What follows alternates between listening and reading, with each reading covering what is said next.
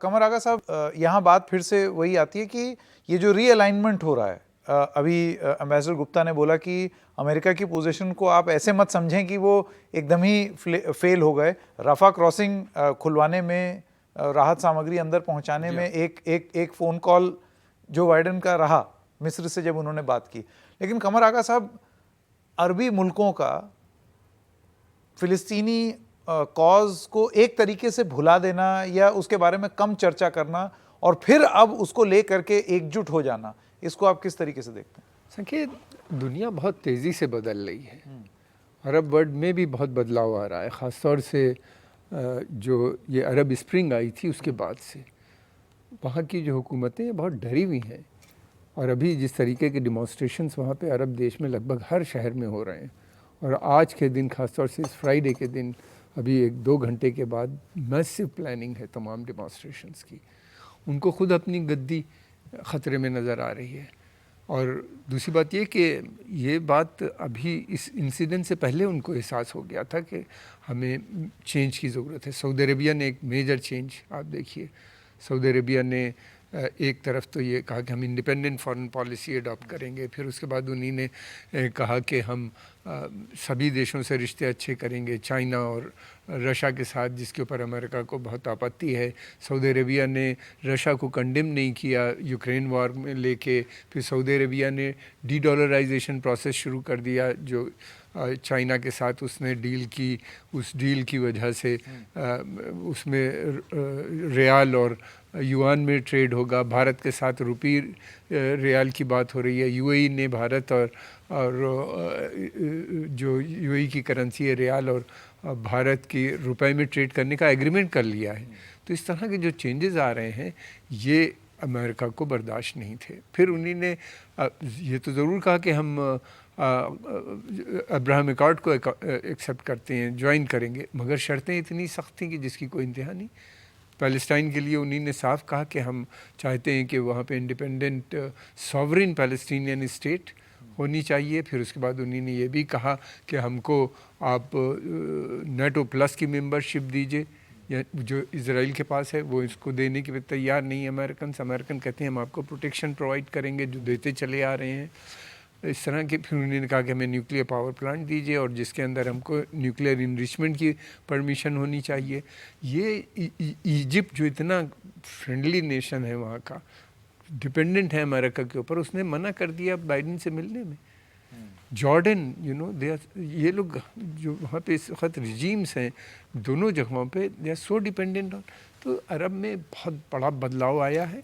Saudi Arabia में बहुत change आया है। सऊदी अरेबिया रियलाइज़ कर रहा है कि अब अरब जनता जो है वो मानेगी नहीं वो पैलेस्टाइन लेने में। लेकिन प्रोफेसर चुना, एक बार फिर से लौटते हैं भारत के मुद्दे पर, और मैं आपसे ये जानना चाहता हूँ कि क्या एक कॉन्ट्रास्टिंग ओपिनियन इसको लेकर के है, या ये राजनीतिक रूप से एक बस चर्चा का विषय है, जबकि आधिकारिक रूप से कुछ बदला नहीं है? हम लोगों की जो ऑफिशियल पॉलिसी रही है इजराइल और फिलिस्तीन को लेकर के, और बयानबाजी जिस तरीके की हो रही है, उसमें कोई बहुत ज़्यादा मतभेद नहीं है। वो एक ही हैं, लेकिन वो अलग अलग तरीके से कही हुई एक ही बात है। आप किस तरीके से देखती हैं? मैं देखती हूँ कि देखिए, कहीं भी अगर एक टेररिस्ट अटैक है तो ये लीडरशिप का ये एक रिस्पॉन्सिबिलिटी होती है कि वो उसको क्रिटिसाइज़ करें, क्योंकि हम लोग कोई भी इस तरीके के साथ नहीं है। तो वो एक चीज़ है।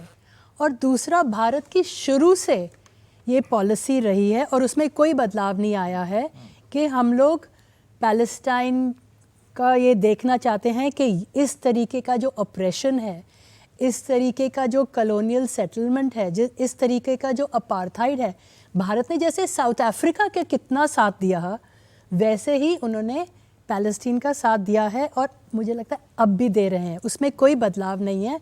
लेकिन ये है कि थोड़ा इजराइल के साथ रिश्ते हमारे बेहतरीन हुए हैं, पर इसका मतलब ये है कि भारत की पोजीशन एक अच्छे ब्रोकर की तरह हो सकती है, क्योंकि जो पाश्चात्य के देश हैं, अमेरिका वगैरह, वो तो एक पार्टी है कॉन्फ्लिक्ट के। वो तो डिफेंस हर साल $2 बिलियन दे रहे हैं इजरायली मिलिट्री को। भारत ह्यूमैनिटेरियन असिस्टेंस दे रहा है। फ़िलिस्तीन लोग और अरब लोग का विश्वास है भारत के साथ। तो अगर मौका मिले तो भारत भी एक मीडिएटर के तौर से आ सकता है, पर लेकिन सिर्फ भारत नहीं, रूस ने भी फ़ोन लगाए हैं जॉर्डन से, सऊदी से, ईरान से, इराक से और नेतन्याहू से। और अभी G20 में रूस ने कहा कि भारत की पोजीशन बहुत मल्टीपोलैरिटी पे बहुत ही सही है। हाशमी साहब, यही सवाल मैं आपसे भी पूछूंगा और डॉक्टर जहांगीर से भी। भारत क्या रोल प्ले कर सकता है, जैसे कि अभी प्रोफेसर चिनॉय जो बोल रहे हैं? चिनॉय ने कहा, बहुत ही सही बात कही इन्होंने। भारत के पास एक बहुत ही गोल्डन अपॉर्चुनिटी है इस डिस्प्यूट को रिजॉल्व करने के लिए, क्योंकि प्राइम मिनिस्टर मोदी का पर्सनल जो एक केमिस्ट्री है, एक पर्सनल दोस्ती है इनके साथ, बेंजामिन नेतन्याहू के साथ, वो भी और prime minister president Mahmoud Abbas, ये पहले प्राइम मिनिस्टर थे जो जाके फ़लस्तीन में गए, महमूद अब्बास से उन्होंने मुलाकात की, मिस्टर नरेंद्र मोदी। तो भारत के पास एक मौका है और भारत को इसको आगे बढ़ाना चाहिए, अपने को ऑफ़र करना चाहिए। सऊदी अरब के साथ भी देखिए, अभी G20 में सऊदी अरब आया, जो एक लिंक, एक फ्रेट जो है, वन रोड वन, इसके जवाब में चाइना का एक अलग से कॉरिडोर बनाने की जो भारत की योजना है, इसको भी मोहम्मद ये सलमान जो हैं क्राउन प्रिंस सऊदी काफ़ी ज़्यादा लेकर के ऑप्टिमिस्टिक हैं। उन्होंने अपने इंटरव्यू में भी इसका जिक्र किया था कि यहाँ से लेकर के इज़राइल तक जो है एक फ्रेट, एक कॉरिडोर बनने की बात। तो भारत सऊदी अरब से भी बात कर सकता है और इज़राइल के साथ भी, क्योंकि एक इस रिलेशन में कहीं ट्रस्ट डिफिसिट नहीं है।